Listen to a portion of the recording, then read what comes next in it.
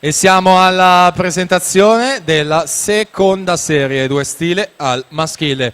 In 1 Dylan Bonaguro, al 2 Leonardo Favretti, in 4 Giovanni Carossa, alla 5 Mattia Bondavalli, in 6 Pietro Cirillo, in 7 Matteo Marcat, in 8 Paolo Conte Bonin e in terza corsia, per lui oggi davvero un giorno speciale, i colori dell'Hydros, classe 2001, compie 16 anni, tanti auguri, Luca Bidoggia!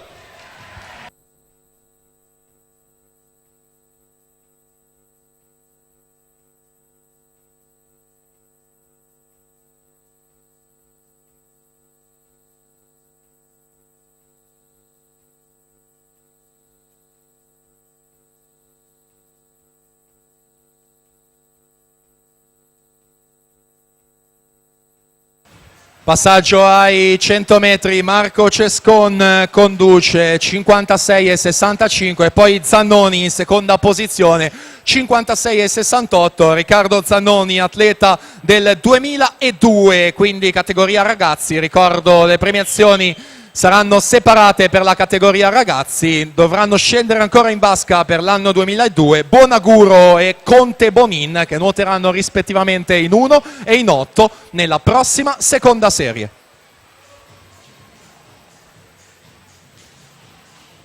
Ancora testa a testa tra Cescon e Zannoni in terza e quarta corsia, Cescon per l'Hydros, Zannoni per il team Veneto.